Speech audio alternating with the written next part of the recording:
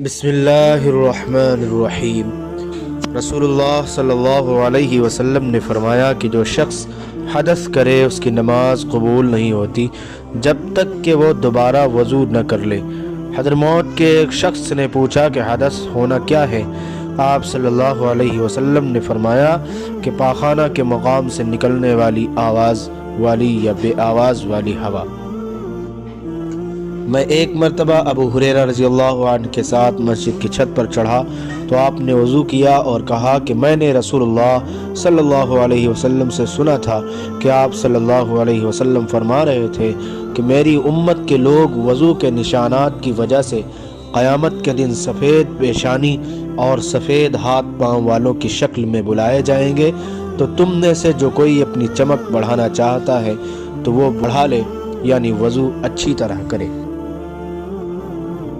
انہوں نے رسول اللہ صلی اللہ علیہ وسلم سے شکایت کی کہ ایک شخص ہے جسے خیال ہوتا ہے کہ نماز میں کوئی چیز یعنی ہوا نکلتی معلوم ہوئی ہے۔ آپ صلی اللہ علیہ وسلم نے فرمایا کہ نماز سے نہ پھرے یا نہ مڑے جب تک آواز نہ سنے یا بو نہ پائے۔ نبی کریم صلی اللہ علیہ وسلم سوئے یہاں تک کہ آپ خراٹے لینے لگے۔ پھر آپ نے نماز پڑھی اور کبھی راوی نے یوں کہا کہ آپ صلی اللہ علیہ وسلم لیٹ گئے، پھر خراٹے لینے لگے۔ پھر آپ صلی اللہ علیہ وسلم کھڑے ہوئے، اس کے بعد نماز پڑھی۔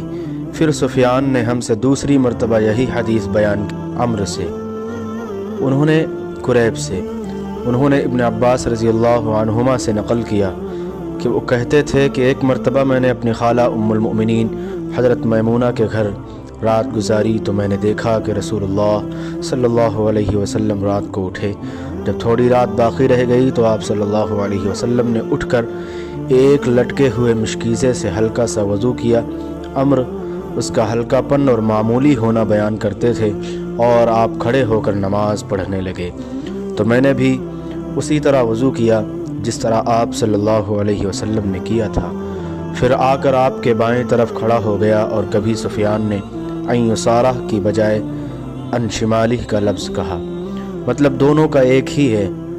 پھر آپ صلی اللہ علیہ وسلم نے مجھے پھیر لیا اور اپنی داہنی جانب کر لیا، پھر نماز پڑھی جس قدر اللہ کو منظور تھا۔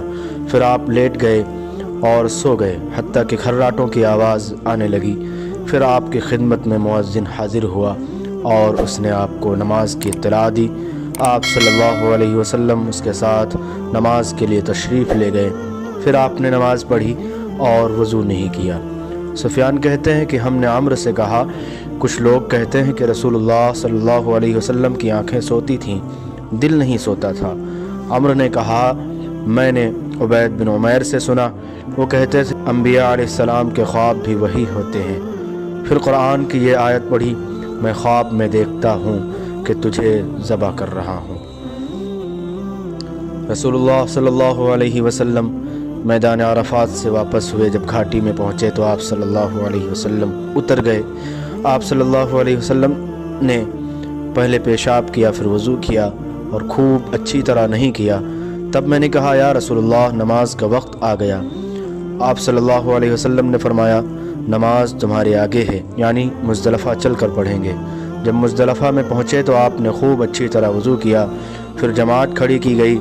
آپ صلی اللہ علیہ وسلم نے مغرب کی نماز پڑھی، پھر ہر شخص نے اپنے اونٹ کو اپنی جگہ بٹھلایا، پھر عشاء کی جماعت کھڑی کی گئی اور آپ صلی اللہ علیہ وسلم نے نماز پڑھی اور ان دونوں نمازوں کے درمیان کوئی نماز نہیں پڑھی۔